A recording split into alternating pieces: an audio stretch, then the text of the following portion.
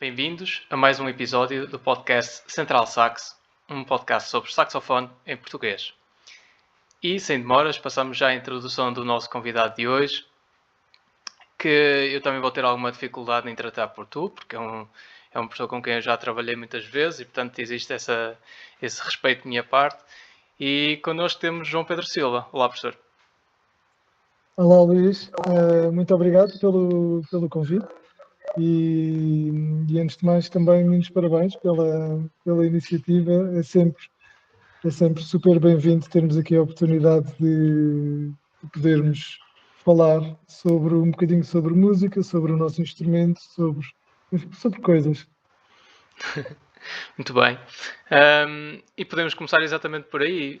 Podemos começar a falar por quem é o João Pedro Silva, como é que se faz assim um profile, como se costuma dizer, do João Pedro Silva, para quem nos está a ouvir lá em casa. Olha, o João Pedro Silva, neste momento, é uma pessoa que combina a vida familiar e a vida profissional. Portanto, tenho 2 filhotes, vivo em Palmela, sou casado, e o saxofone tem sido, nos últimos 30 e alguns anos, um denominador comum na minha vida. Tem também tem também feito parte do que é que tem sido a minha vida e daquilo que tenho vindo a construir. Hoje em dia sou professor, que é uma atividade que gosto muito e que me preenche a nível profissional e a nível artístico também, onde complemento também com a minha atividade artística enquanto músico e saxofonista, onde vou desenvolvendo, enfim, os meus projetos e participando em outros projetos que me convidam. E pronto, e assim muito sucintamente,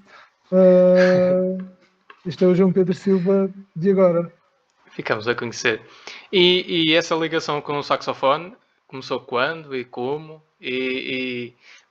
Posso já avançar que foi uma troca entre clarinete para saxofone, como toda a gente até agora, ou não? Foi logo para o saxofone essa escolha?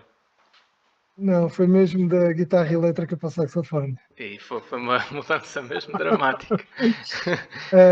Não, olha, enquanto saxofonista e instrumentista de sopro e da geração a que pertenço, portanto, como 99, atrevo-me a dizer, 0,9999% dos saxofonistas portugueses, né? Temos aqui a nossa matriz no seio das bandas filarmónicas, pronto, e o meu caso não foi exceção. Portanto, eu sou, como disse, sou de Palmela. A Vila de Palmela tem 2 sociedades filarmónicas, tem uma relação com a música amadora através das filarmónicas muito forte e centenária. E a minha família, do lado do meu pai, que são as pessoas que são daqui de Palmela, portanto, também tem essa tradição, apesar de a tradição por eles não ter passado propriamente a serem músicos executantes, mas nesta relação muito forte com o associativismo e com as filarmónicas. Portanto, posto isto, quer dizer, eu desde que me lembro desde que me lembro de ser gente, que piso os corredores da Filarmónica, que participo nas atividades, sejam elas quais forem, o teatro, a dança, a música, o coro, enfim. Portanto, acho que foi uma questão de tempo. Eu, quando era mais novito, talvez ali com os meus 8 anos, fiz uma primeira tentativa de incursão com a ideia de vir para a banda, mas na altura a escola ainda era aquela old school, portanto tínhamos aqui um senhor mais que ensinava tudo. Mais sénior da banda, que por sinal excelentes músicos amadores que nós tivemos, mas que nos davam o solfejo e nós tínhamos que estar ali tempos e tempos no solfejo até ter o instrumento. Pronto, e eu era um bocadinho de roda no ar e queria as coisas rápidas e queria, enfim, então aquela experiência não me marcou, pronto, eu rapidamente me desmarquei da música nesse âmbito. Continuo ligado de outras formas, com outras atividades. Aprendi depois, mais tarde, órgão, juntamente com o meu pai, e depois, de facto, ali a primeira relação assim, mais forte com música, assim, digamos, mais intrínseca, foi mesmo com a guitarra, com um grupo de bandas de garagem, enfim, heavy metal, Underground. sim, completamente, portanto, era o compositor e guitarrista da banda, e portanto, e foi a primeira experiência assim que me marcou mais com música e que me fez sentir ali mais vivo desse ponto de vista, digamos, da atividade criativa, de criar os sons, criar as músicas, enfim, tudo aqui muito ligado a este, de facto, um heavy metal, que era o que a gente ouvia na altura, mas de facto continuei ao mesmo tempo sempre muito ligado aqui à coletividade, à sociedade, e o meu grupo de amigos, alguns deles também estavam aqui na banda, e portanto enfim, acho que foi uma questão de tempo. A certa altura o mestre lançou-me um desafio: olha, a banda vai sair num concurso ao estrangeiro e se quiseres podes vir connosco, tens que Participar. não sei, tipo, entre 4 5 meses aprender uma das músicas e se conseguires, vens connosco. Pronto, e eu fui um bocadinho nesse desafio e pronto, e senti ali enfim, uma motivação e um gosto muito grande em toda essa experiência pequenina que tive nessa altura, e mais tarde percebi que havia uma escola profissional onde poderíamos aprender música de uma forma mais séria e dentro do âmbito do ensino secundário. Portanto, na altura portanto, eu já comecei tarde, na altura estava já quase a terminar o secundário para ir para a economia, e depois na realidade acabei por regressar atrás. Naturalmente não entrei logo na escola profissional nesse ano, mas depois preparei-me, portanto fiquei uma espécie de um ano zero e depois no ano seguinte entrei. Pronto, e a partir daí acho que foi de facto ali um encontro que estava à espera de existir, porque foi sei lá, um ímpeto muito forte da minha parte, que eu agora consigo olhar para trás e ver, apesar de estar tão distante dos meus colegas e da realidade do ponto de vista do que era o nível artístico e técnico e artístico que teria que ter para seguir os meus colegas, mas efetivamente, enfim, havia ali uma motivação muito grande e trabalhei muito Claro. para conseguir esse lugar. Pronto, depois a partir daí foi-se construindo a minha história. Sim, e queria lhe perguntar de que forma é que esse passado, esse background das bandas de garagem e música eletrónica, né? O rock e o heavy metal impactou no músico que é hoje o João Pedro Silva, em termos clássicos ou em termos de saxofone, se isso de certa forma também está presente. E quando é que foi esse clique de, ok, não é a economia, é mesmo música, é mesmo saxofone que eu quero fazer disto a minha vida? Costuma-se dizer que um filho do rock é sempre um filho do rock. E nesse sentido, obviamente, se calhar não tanto taxativo, mas sim, eu sinto essa presença, em mim quando eu ouço, sei lá, quando eu ouço alguma música daquele tempo, música realmente pesada, e todo o meu corpo vibra, eu continuo a sentir aquilo quase da mesma forma que sentia quando tinha 15, 16 anos.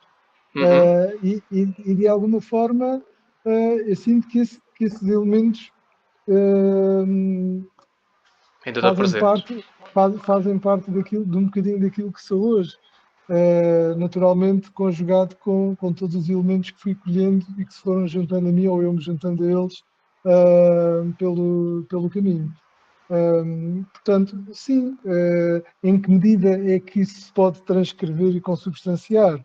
Eu não sei se sei responder a essa questão, mas efetivamente há um gosto que eu sempre tenho música que toco, e tanto na música nova que toco, como na música que já conheço e que vou tocá-la ou reinterpretá-la pela segunda, terceira ou 10ª vez, há sempre este gosto enorme que eu tenho em tentar descobrir de coisas e de coisas novas e de as incorporar naquilo que me faz sentido. E este meu sentido, eu acho que é nesse meu sentido que está um bocadinho desse meu background e dessas minhas experiências.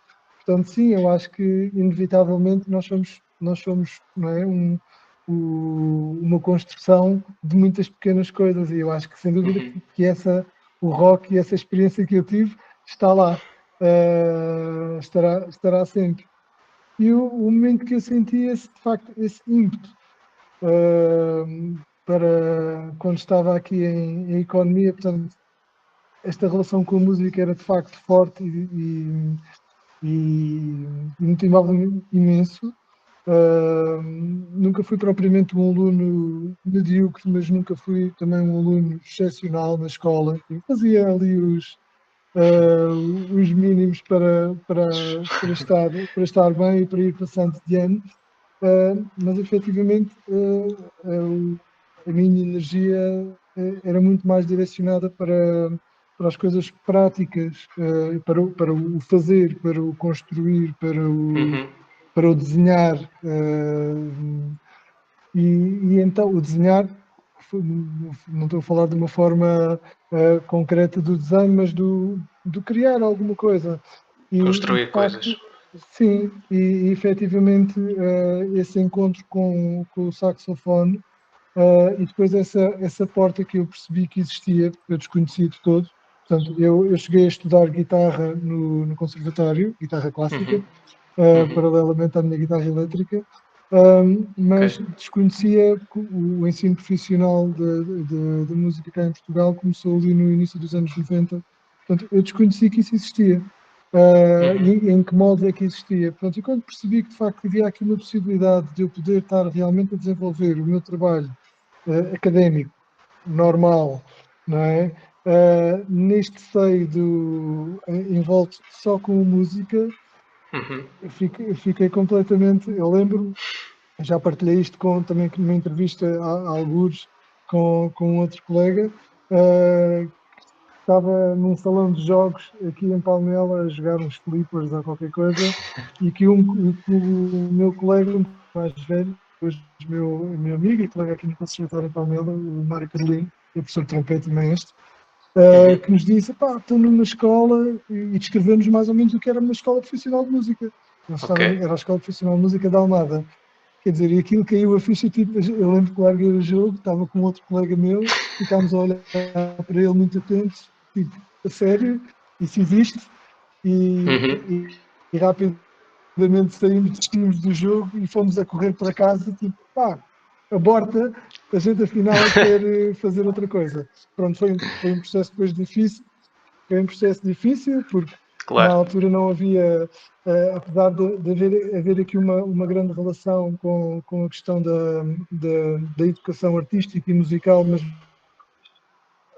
mais neste contexto da música amadora, ou seja, paralela aos estudos, não havia esta sensibilidade, não é sensibilidade também, mas esta preparação dos pais para de repente agora vou fazer só isto, era algo que era muito menos usual do que hoje em dia. Muito menos gente estudava num conservatório, mas muito menos, e muito menos gente realmente decidia que queria ser músico.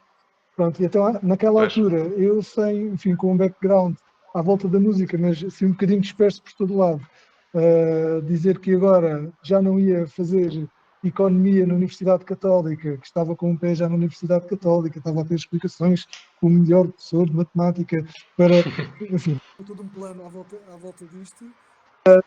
E não foi fácil. Claro. Foi uma mudança muito radical. Mas pronto, efetivamente os meus pais depois perceberam de facto que era aqui uma vontade muito forte e deixaram-me, ok, então vai lá experimentar. Pronto, e passado pouco tempo eles perceberam que que era aquilo, porque também nunca me tinham visto tão imergido numa tarefa e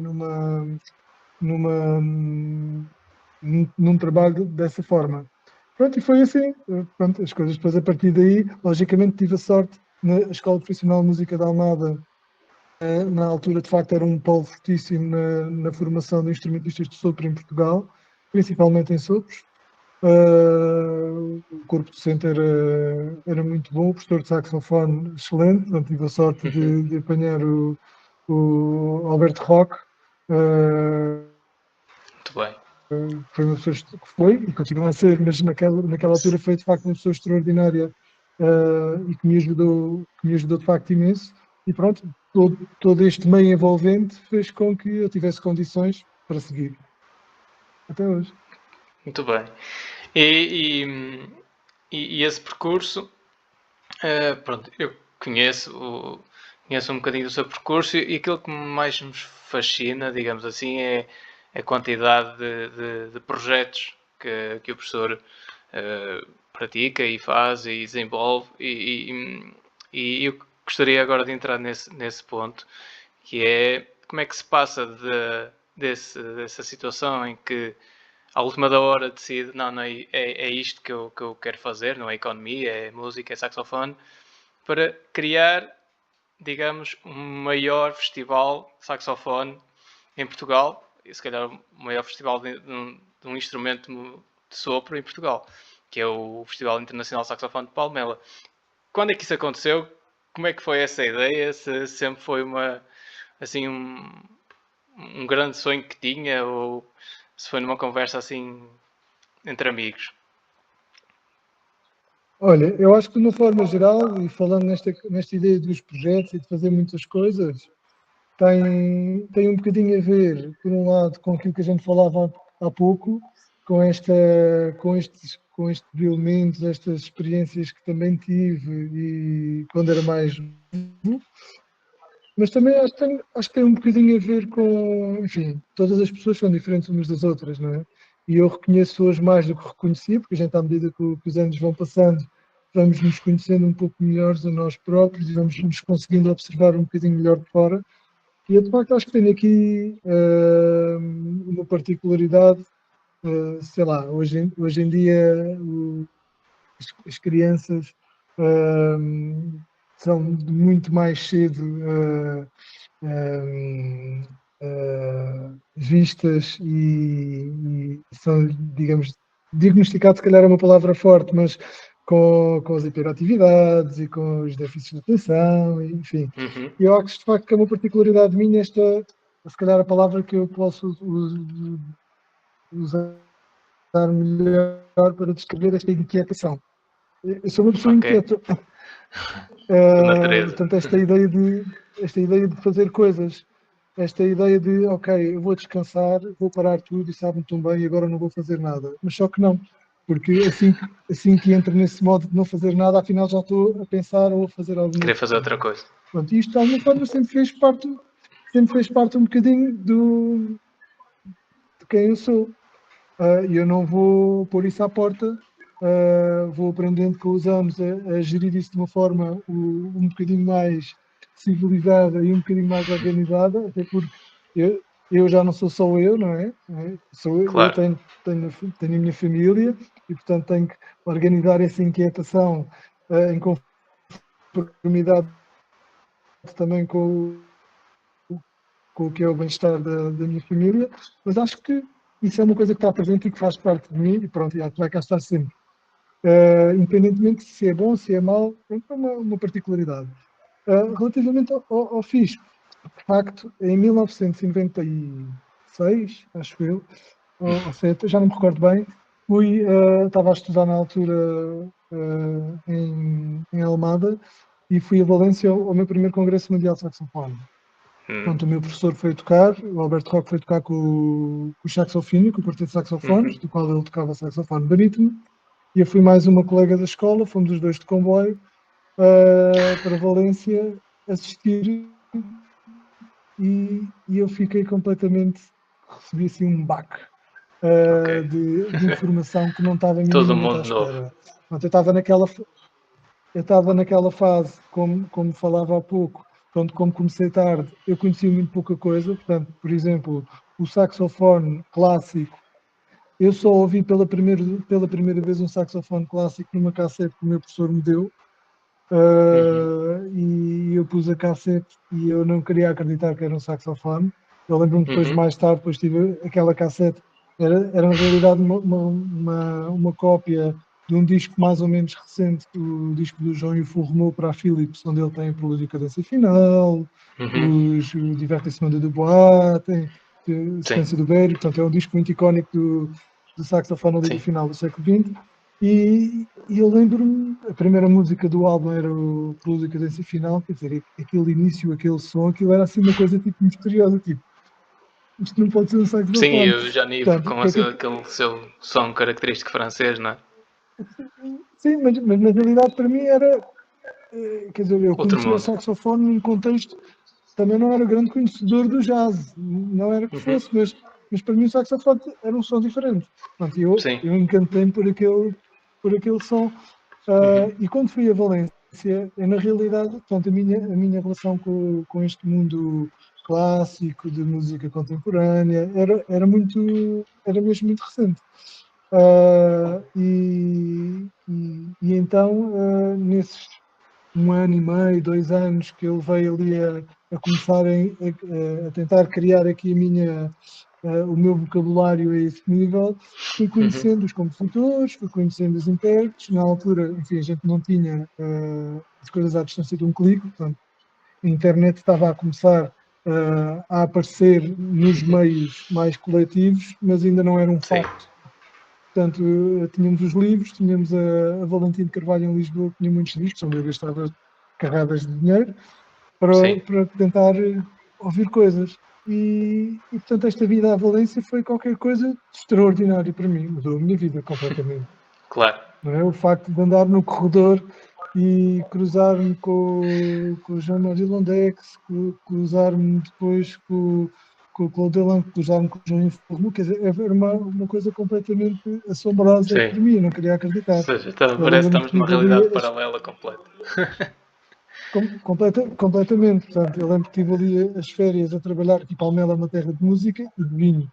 E, portanto, o trabalho na vindima no verão é algo que, naquela altura, os jovens muitas vezes faziam os milheiros. Claro. Portanto, eu fui a Valência um bocadinho com esses milheiros. Eu estourei o meu dinheiro todo em partituras, eu lembro. As partituras originais, e depois andava nos corredores para eles assinarem. Assinar, sim. Portanto, eu vim de lá completamente com a cabeça diferente, vim de lá uma pessoa diferente, do ponto de vista na minha relação com o saxofone e com a música. E naquela altura eu pensei, bolas, isto que eu vivi e que eu experienciei mudou a minha vida completamente. E, Claro. portanto, um dia eu gostava de poder criar qualquer coisa que pudesse ajudar também as outras pessoas a sentirem um bocadinho do que eu senti. Pronto, isto foi uma coisa que, a partir daquela altura, ficou cá dentro. Ficou a marinar. Pronto, lógico, naturalmente, portanto, os tempos foram passando, entretanto terminei a escola profissional, fiz a escola superior, comecei a trabalhar. Pronto, e houve aqui uma altura que houve aqui um colega aqui no conservatório, tinha sido meu professor em Almada, o professor Luís Pinto, e agora é diretor pedagógico, que disse, olha lá, João, tens que fazer para aí um concurso de saxofones. Mas isso assim, tipo, conversa de corredor. Sim. E isto foi, salvo erro, 2004. E eu respondi, sim, bora, vamos a isso. Mas também naquela resposta de corredor. Claro. Mas às tantas, aquilo foi Começou a fazer sentido. edificando. E começou a fazer sentido e eu pensei, espera lá, se calhar é aqui pode ser uma boa oportunidade para tentar fazer qualquer coisa. Eu naquela altura, portanto, como já não, enfim, já tinha mais alguma idade, não é? Era novinho à mesma, portanto haveria de ter, não sei, 26 ou 27 anos, mas já compreendia aqui algumas coisas do que diz respeito ao que era aqui a forma como o saxofone se movia no nosso país, a música, o que era a parte artística, a parte académica, as diferenças que existiam e que existem, que vão continuar a existir, e é natural, mas o que para mim não era tão natural, porque quando essas diferenças se transformavam um bocadinho mais do que diferenças e depois passavam para terceiros, pronto, e eu pensei, é uma boa oportunidade, sou um gajo novo, mas não sou propriamente aqui fazia parte ali do núcleo de pessoas da minha geração, não éramos muitos e que fizemos as masterclasses e que andávamos juntos, lá da geração do Henrique Porto-Vedo, da Fernanda Alves, do Teixeira, do Hugo Lopes, da Isabel Anjos, do Bernardes. Éramos ali o Hugo Gaito, que também estava connosco cá em baixo. Éramos aqui um grupo de pessoas que andávamos um bocadinho para todo lado. E se calhar é aqui uma oportunidade interessante. Palmela é um sítio onde nunca aconteceu nada relativamente ao saxofone, não é Lisboa, nem é Porto, nem é Aveiro. Claro. São os aqui onde existe mais atividade. Pode ser aqui uma coisa gira, dou-me bem com o pessoal, se calhar. Pronto, e foi assim. E nasceu assim. Sentei-me, pus no papel todo este pessoal da minha geração e o pessoal mais da geração do meu professor, e agarrei no telefone, no meu Nokia, um tijolo, e comecei 3310, a ligar a toda a gente para aí, e comecei a ligar ao pessoal, olha, isto assim e tal, e não sei quando, a ideia é esta, tentarmos ter aqui um encontro, ser um sítio onde a gente se possa encontrar, onde possamos todos tocar. Eu vou tentar reunir aqui as condições para assegurar as despesas do pessoal, mas a ideia era eu assumir aqui a organização deste encontro, de estarmos juntos, tocarmos, haver aqui alguém que possa dar algumas masterclasses, fazermos também um concurso, enfim, fazermos um encontro. E pronto, e foi assim que aconteceu. Enfim, naquela altura, fiz uns dossiês muito bonitos, os tenho guardado no meu baú das coisas, das memórias. Tenho um baú onde vou pondo as coisas importantes para mais tarde recordar. E tinha um dossiê onde tinha tudo explicado. E pronto, e andava por aí feito louco com o meu Seat Ibiza 2 lugares, a parar nas oficinas, nas mercearias, aqui em toda a volta da zona da Grande Setúbal, e entrava nas lojas ou nas oficinas, olha, vamos fazer isto, assim e tal, e não sei quanto, quer-nos dar uma ajuda. Pronto, e foi assim mais ou menos que a coisa construiu. Logicamente não consegui muito pouco dinheiro nessa altura, a maior parte do bolo acabou por ser aqui do orçamento para o resto das obras da casa, porque me ia casar no ano seguinte. Ok. Mas pronto, mas correu bem porque a minha esposa foi compreensiva e não pôs as malas à porta. E assim nasceu o festival. A gente percebeu que naquele primeiro ano todos nós estávamos muito cá a estar. Foi um momento bom para pôr a conversa em dia, para percebermos o que é que cada um andava a fazer, para vir alguns jovens saxofonistas mais novos tiveram aqui a oportunidade de nos conhecer a todos e de alguns convidados na altura, na primeira edição. Quem é que esteve na primeira edição? Esteve o Mário Marzi, o Henk, salvo erro. Estamos a falar em 2005. Eu não me recordo agora. Certo? 2005, exato. Sim.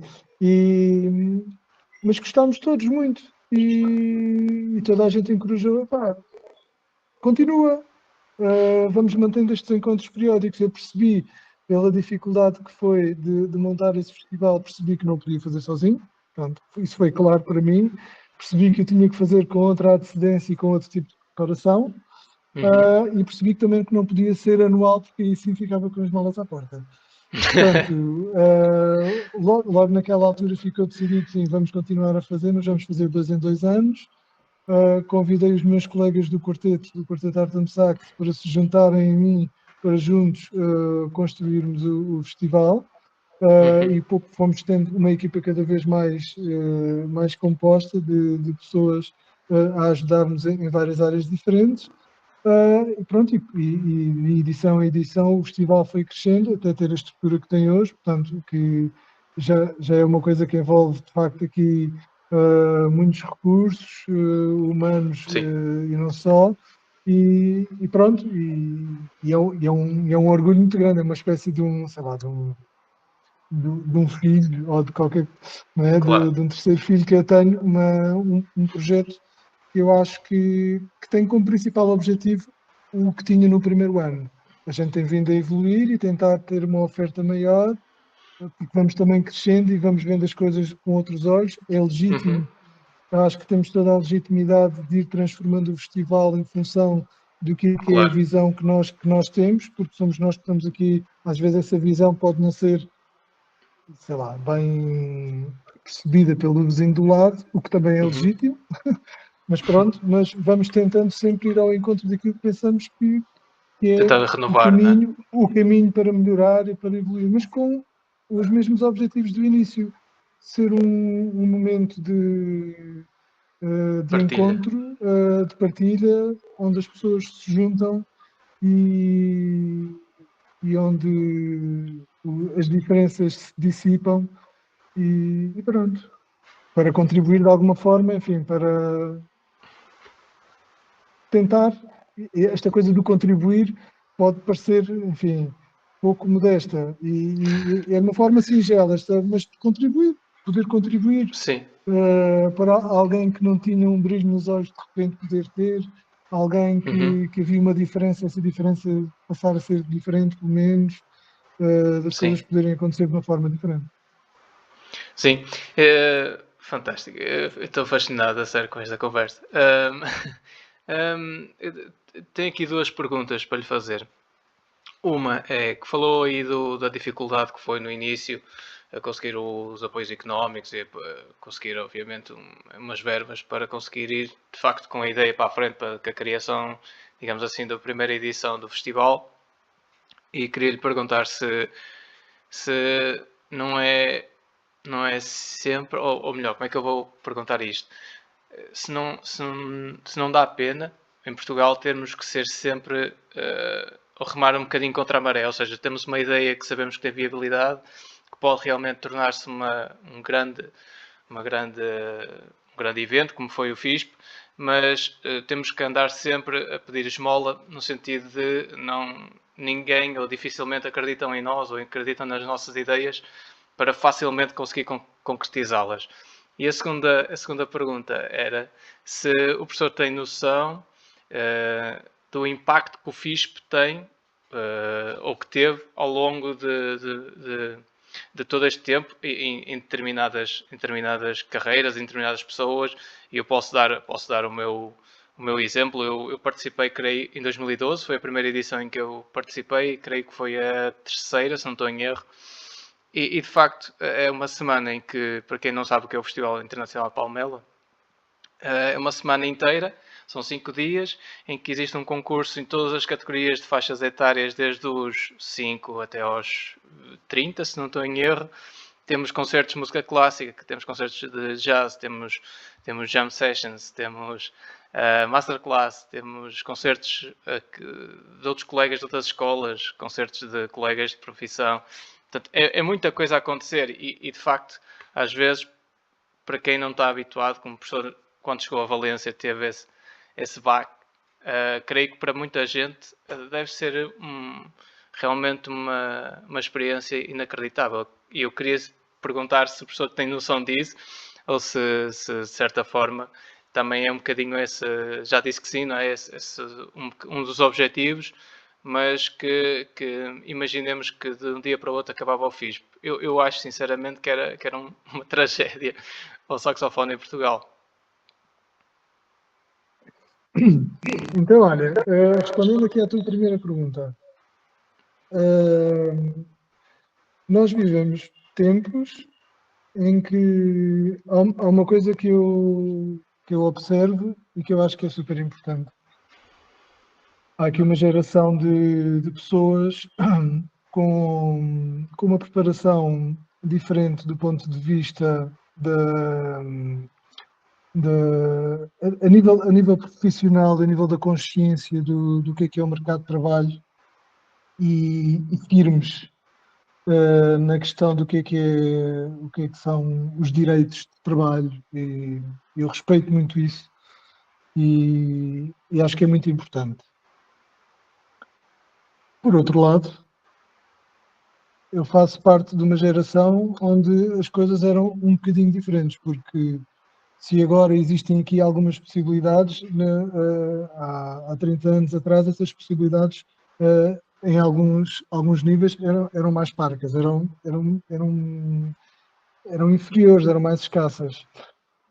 E o que é que eu estou a querer com isto dizer? Que de alguma forma fui aprendendo que se quer fazer, tenho que me pôr à estrada, tenho que encontrar forma das coisas acontecerem, tenho que tentar trabalhar no sentido de ter comigo os meios necessários para as coisas acontecerem da melhor forma possível, mas tenho que ser resiliente ao ponto de estar preparado para esses meios não existirem.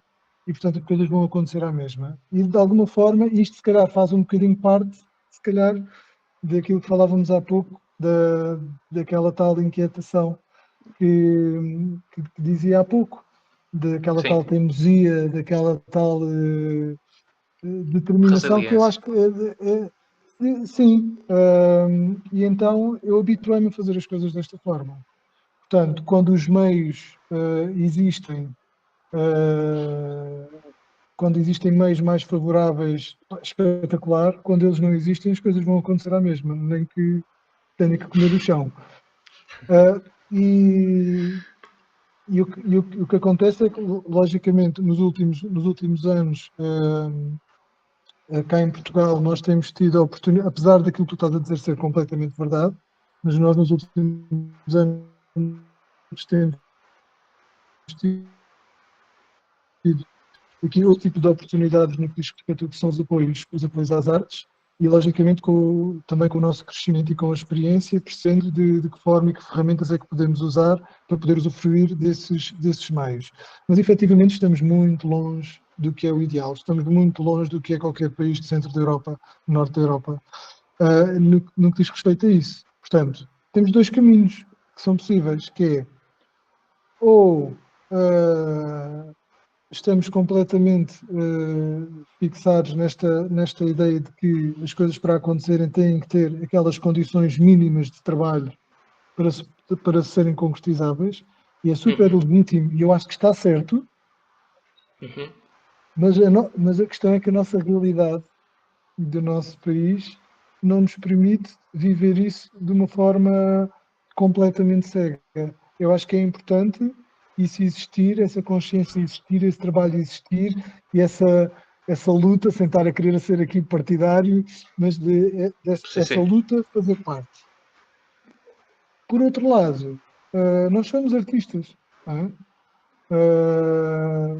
Somos um bocadinho de tudo, não é? Um bocadinho produtores, um bocadinho organizadores, um bocadinho isto, um bocadinho aquilo, mas ao fim e ao cabo tudo isto se resume à nossa essência enquanto artista, enquanto queremos criar, enquanto queremos partilhar, enquanto queremos comunicar aquilo que fazemos do ponto de vista artístico, neste caso com a música, mais concretamente com o saxofone.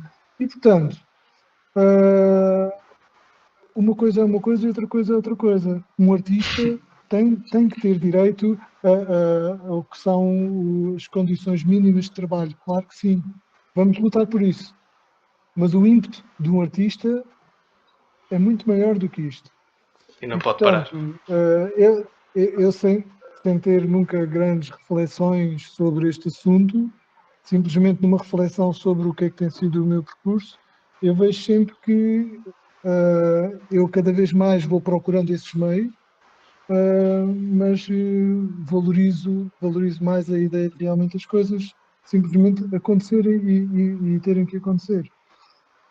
Portanto, qual é o meu conselho para os jovens músicos e artistas portugueses? Tentem ter um bocadinho estas duas coisas dentro da caixa. Não deixem de fazer pelos meios não aparecerem, porque a maior parte das vezes eles não vão aparecer. Lutem por eles, trabalhem, tentem encontrar formas deles acontecerem, mas não deixem de fazer as vossas ideias, as vossas vontades, os vossos projetos, porque isso no fim vale muito mais do que tudo o resto. Mas isto sou eu. Eu concordo plenamente. Pronto, mas eu aceito perfeitamente que seja uma visão que não esteja completa, que seja em parte errada. Mas pronto, eu sempre fiz as coisas desta forma. Portanto, eu acho que é possível fazer. Eu tenho um amigo meu que é um cantor extraordinário, um pouco mais velho que eu, que está emigrado no Reino Unido há cerca de 20 anos. E agora está cá a viver, mas continua lá a trabalhar. E eu dizia, pá, e ele lá já palmilhou tudo o que havia para palmilhar, uma carreira brilhante. E eu disse, pá, mas estás cá a morar agora, pá, começa a trabalhar cá, pá, as pessoas adoram ouvir-te, extraordinário ele, sou tipo fã número 1 dele. E percebes, e a resposta dele foi, pá, estás louco. Eu fiz o meu percurso todo nos anos 90 e até 2004, assim, quando ele depois emigrou. E, quer dizer, eu quando tinha uma ideia em Portugal, eu era empurrado para baixo. Eu no Reino Unido, quando tenho uma ideia, as pessoas puxam-me. Não é? As coisas acontecem, os meios, completamente diferente. estes meios surgem então à disposição. Muito embora as coisas agora não estão assim tão fáceis também por lá. Mas, de facto, são realidades diferentes. É verdade, é um facto. Agora que isso não nos corta artisticamente o que são as nossas vontades e os nossos impulsos de fazer coisas. Muito bem. Respondendo à tua outra questão, pois,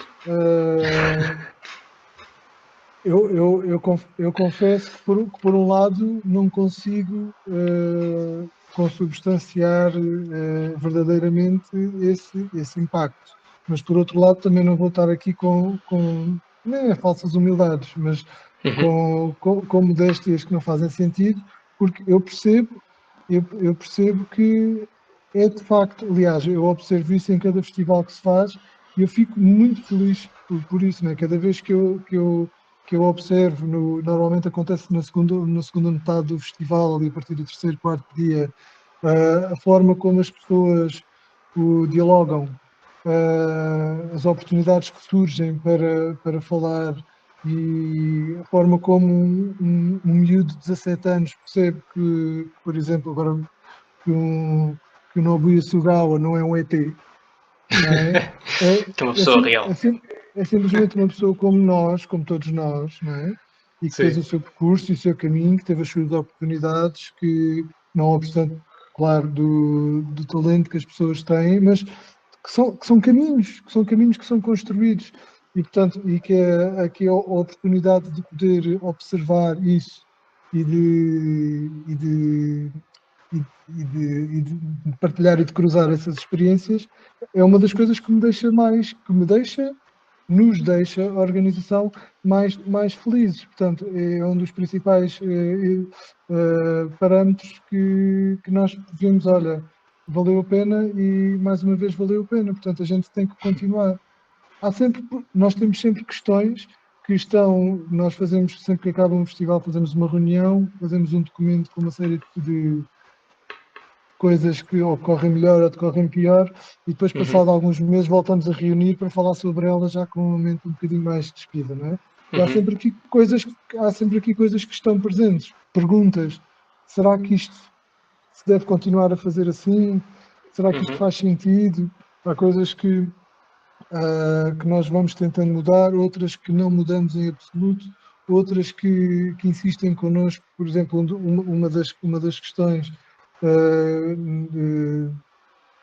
há algumas pessoas que trabalham connosco muito diretamente que nos insistem, pá, o festival tem que entrar num sistema, tem que ser profissionalizado, tem que entrar aqui num sistema, enfim, e um festival profissionalizado no sentido das pessoas que estão por trás de toda a massa organizativa e todos os processos acontecerem de uma forma distinta.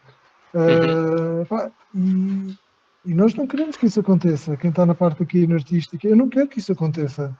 O festival é o festival porque existe esta parte da carolice, esta parte da camisola, e isto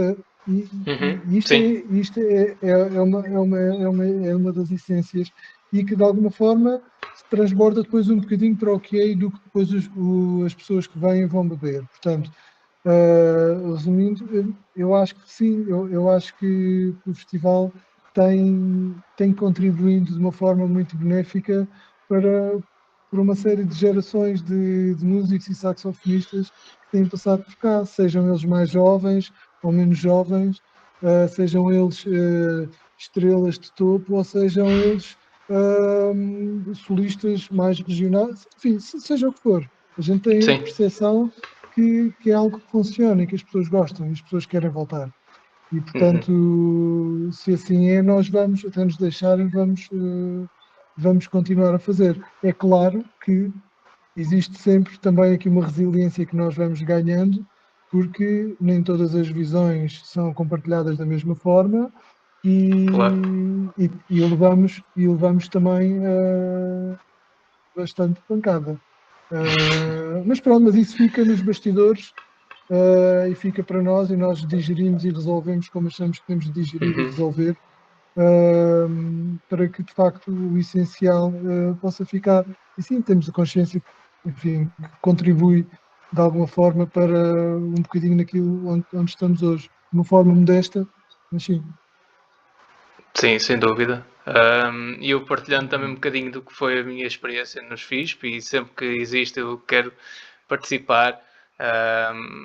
Já há 12 anos que foi a minha primeira participação, digamos, como participar no festival e foi fantástico e conheci pessoas, para quem nos ouve lá em casa pode não entender muito, mas estamos a falar de um festival em Palmela, que não é um centro urbano, digamos assim, de Portugal, mas que consegue reunir cerca de, sei lá, 200 saxofonistas no mesmo sítio, em que, lá está, eu como sou do Porto, tenho amizades em Lisboa, Aveiro, Coimbra, Guarda, em todo o país, que nasceram no FISP, ou seja, essa parte humana também é muito interessante e meio que um bocadinho tipo, olha, foi naquele FISP que nós nos conhecemos, foi naquele FISP que isto aconteceu, foi naquele FISP que X pessoa fez isto.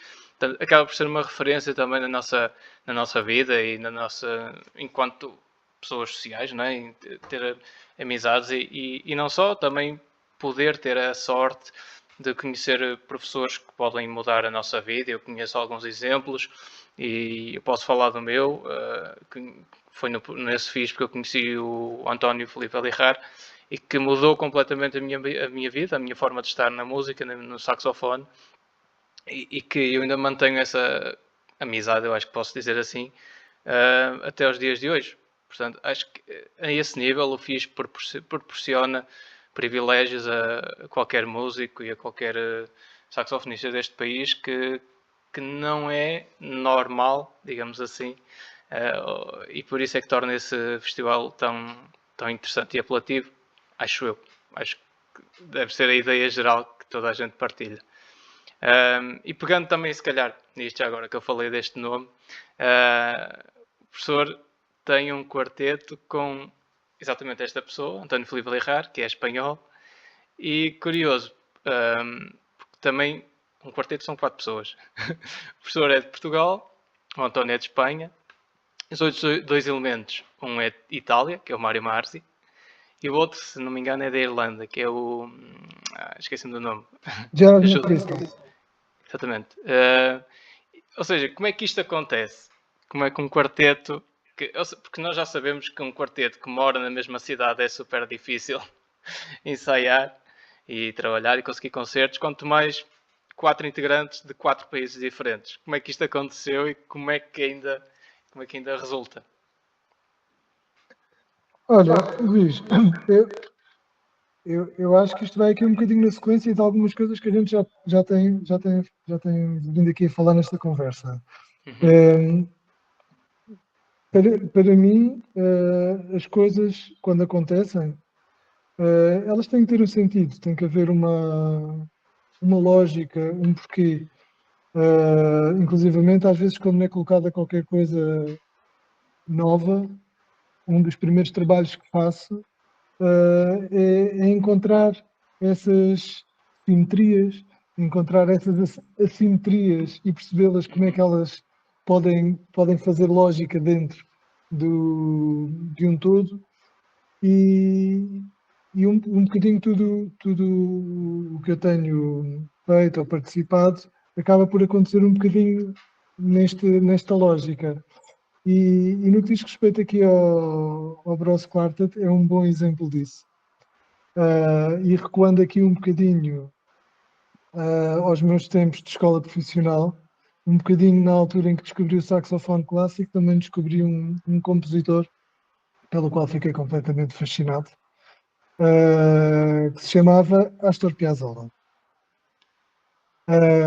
Foi nessa altura que eu ouvi pela primeira vez e aquela música mexeu comigo e comecei a comprar à procura de CDs e encontrei na altura um CD era uma orquestra de câmara e que tinha um saxofone. E aquele CD ficou riscado de tanto tocar. Portanto, eu comia aquilo de manhã à noite, adorava a música, adorava a forma de tocar daquele saxofonista, que percebi que era um senhor que se chamava Mário Marta. E estamos a falar em, não sei, 1996 ou 97. E aquilo foi ficando presente. Entretanto, consegui depois mais um ou outro CD dele.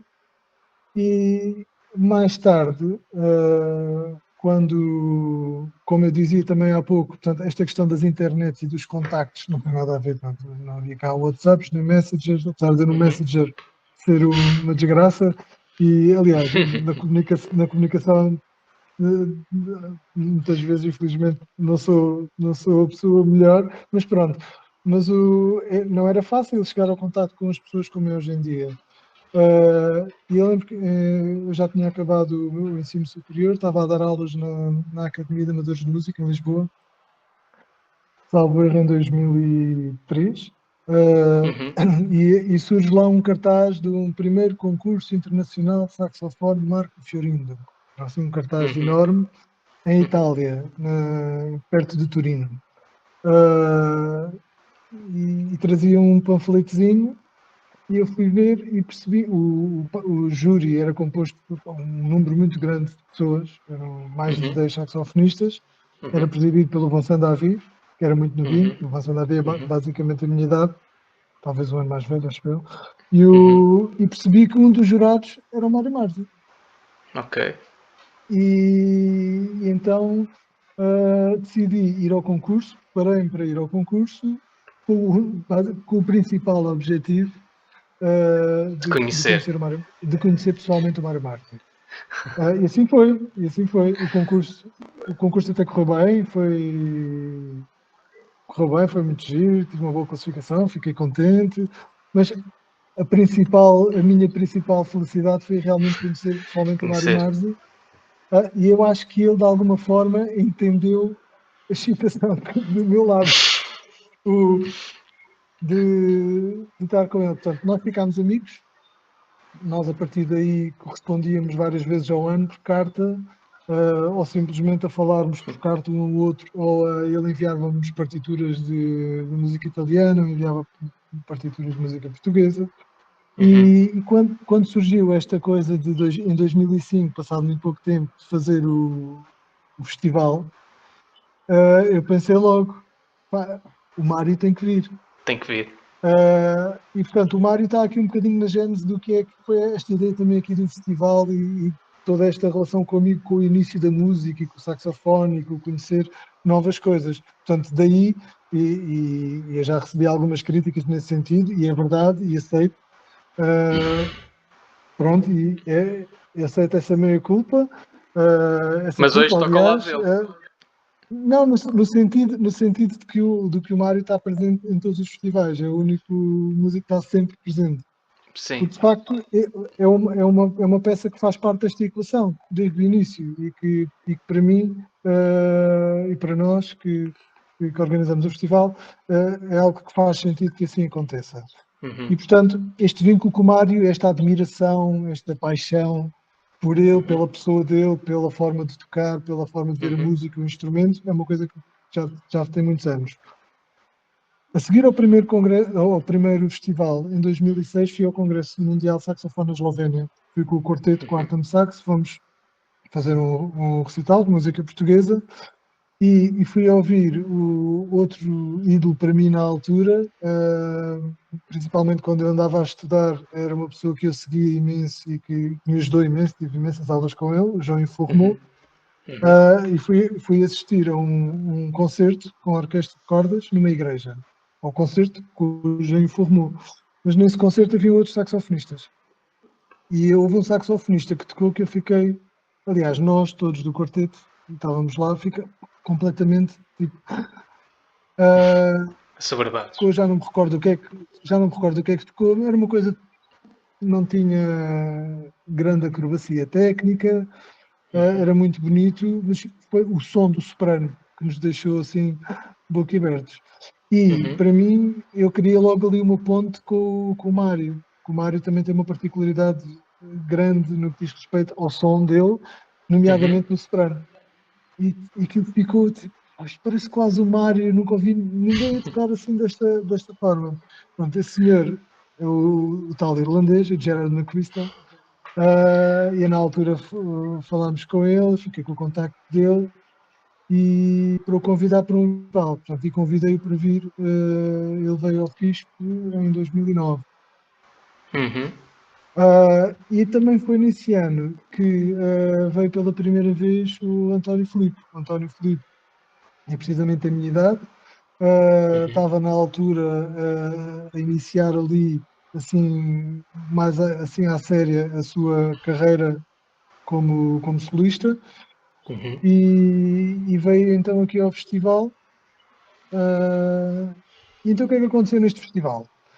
O António Filipe tocou aquelas aventuras que só ele é que faz, veio fazer com a Orquestra Sinfónica, veio fazer o Mendelssohn no soprano. E o Mário Marza ficou completamente louco com ele. Nunca ouvi ninguém tocar saxofone soprano desta maneira. Ficou louco com ele. Por outro lado, o Mário fez um recital com acordeão do Simone Zanchini. E o Gerard McChrystal ficou completamente louco pelo Mário Marzi, que eu não o conhecia pessoalmente. Ou seja, eles não se conheciam uns aos outros pessoalmente. Mas ficaram todos super fãs uns dos outros. Uns dos outros. Interessante isso. Conclusão. Pronto, isso foi uma coisa que se percebeu logo ali naquela altura, foi criando ali um convívio e uma amizade a partir desse festival, ao ponto de o Gerard McChrystal teve um filhote de 2010, talvez 2010, 2011, não sei bem precisar, e o nome do miúdo é Mário, casa do Mário Marzi. E o padrinho do miúdo é o António Filipe. Que giro. Ou seja, criou-se mesmo aqui uma amizade que de alguma forma nasceu... Vai além da música, não é? Nasceu aqui em Palmela, mas que também, ao fim e ao cabo, que nasceu por causa de todas aquelas coisas que aconteceram para trás, que eu já descrevi. E pronto, e basicamente houve aqui foi 2015, Estrasburgo, que alguém disse, nós íamos todos, então porque é que a gente não faz uma proposta e vamos em quarteto? E pronto, e aquilo pareceu muito bem a todos. A experiência lá correu muito bem, foi muito gira. E pronto, a partir daí acertámos agulhas e achámos que fazia sentido ter este projeto. Logicamente, como tu dizes, e bem, na mesma cidade é difícil, quanto mais em cidades diferentes, quanto mais em países diferentes. Pronto, logicamente que é um projeto muito particular, né? Nós vamos tendo de vez em quando alguns projetos específicos que normalmente têm à volta um contexto de gravação, ou de algum festival, ou de algum projeto muito particular. Os últimos que fizemos, por exemplo, fizemos 2 projetos diferentes com coro. Enfim, são coisas que vão acontecendo, que a gente tem que antecipar no calendário com toda a antecedência necessária para nos organizarmos a nível de agendas, a nível de apoios e de perceber, para podermos estar ali a fazer aquela semana de trabalho em conjunto, para depois irmos então a um país ou outro fazer o concerto. Mas basicamente funciona dessa forma. Mas a base do quarteto é basicamente quando nós estamos juntos, temos sempre ali algumas sessões onde trabalhamos muito, e quando trabalhamos muito a sério. Claro. Mas depois a outra parte ganha. A parte da cerveja, do ping-pong, da brincadeira, da palhaçada. Mas bem o backstage. Sim. Portanto, os Bros Quartet são na realidade isto. São verdadeiramente quatro amigos que gostamos de estar muito uns com os outros. Não estamos muito tempo, quando estamos de uma forma muito intensa, do ponto de vista humano e do ponto de vista artístico. E pronto, e é isso. É um projeto que gostamos e que funciona neste contexto. Sim. E lá está, mais uma vez, acho que ficou latente o impacto que o Festival de Palmela tem, além música, além saxofone. Acho que quem nos ouve percebeu isso ao longo de toda esta entrevista e certamente até vai pesquisar para estar um pouquinho mais por dentro do que é o Festival Internacional de Saxofone de Palmela. Professor, havia muito mais a dizer, muito mais perguntas a fazer. O João Pedro, enquanto saxofonista, tem imensos projetos. Estou-me a lembrar aquele projeto underground que creio que é os Loom, se não estou em erro. Sim, estes projetos depois foram todos acontecendo aqui um bocadinho à parte. O Lume é um deles, portanto, Lisbon Underground Music Ensemble, é uma espécie de uma big band que cruza aqui a música de autor num contexto desse cruzamento entre a linguagem jazzística, a escrita contemporânea, a improvisação livre, um bocadinho do rock e da eletrónica.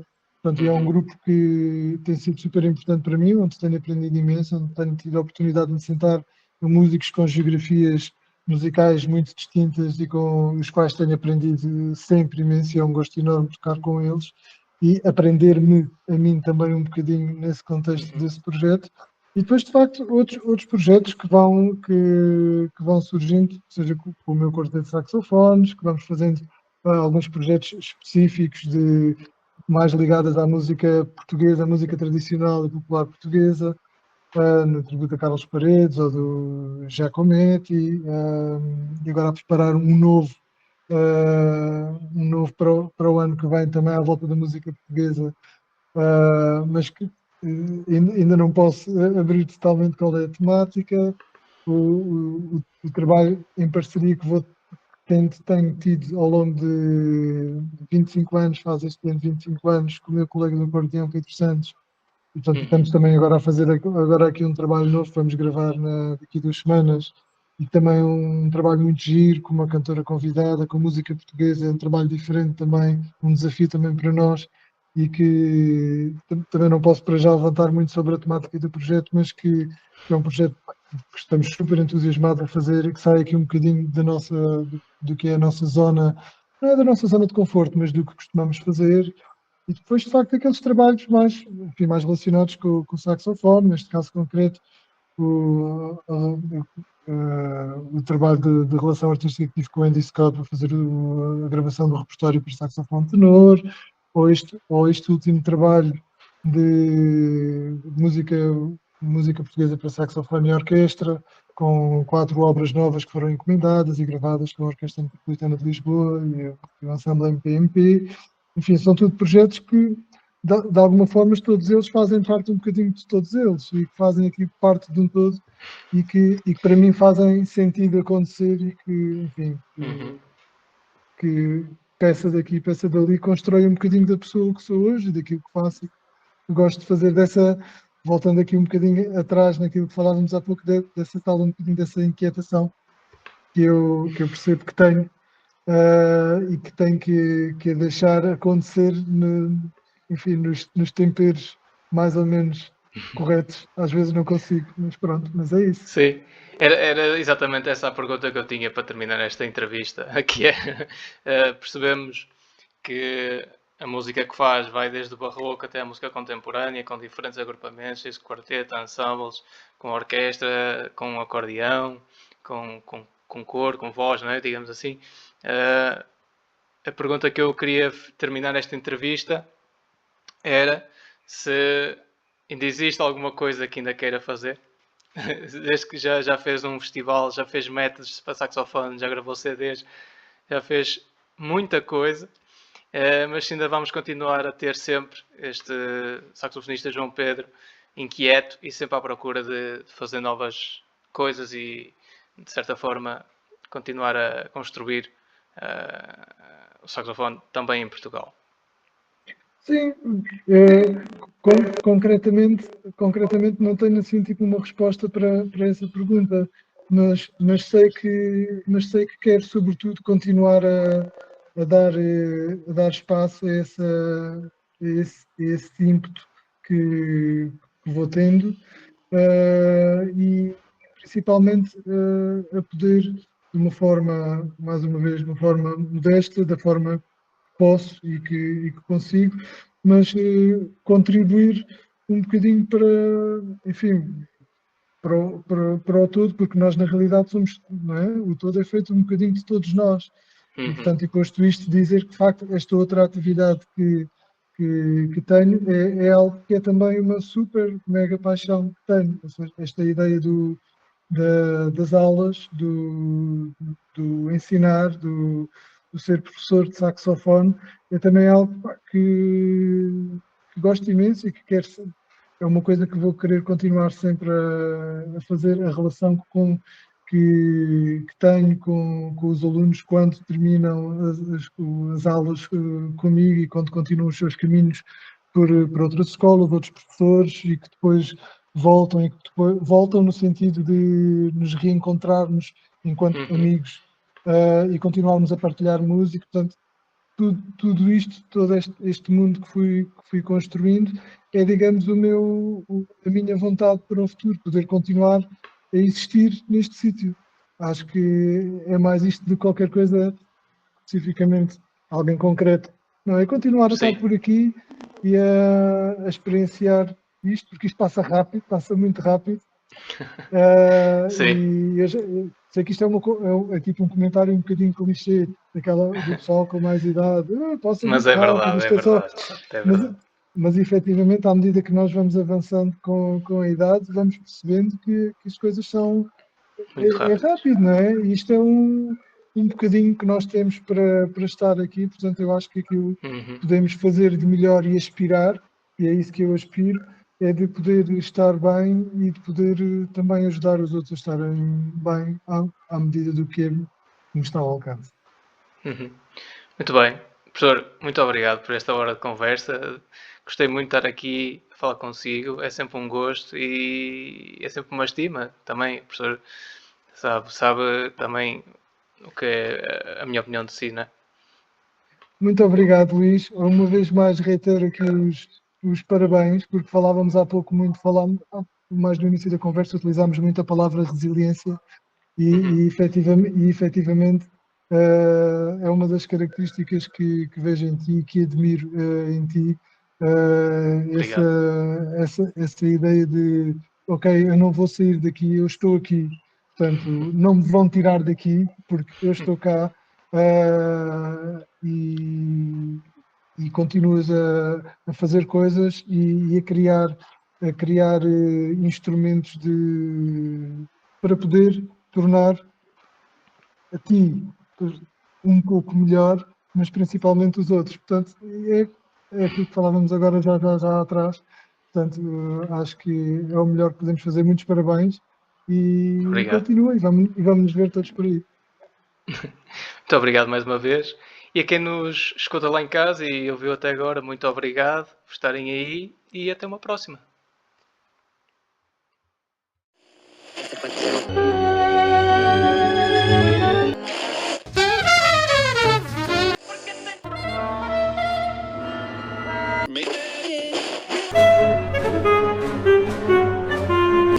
Renato.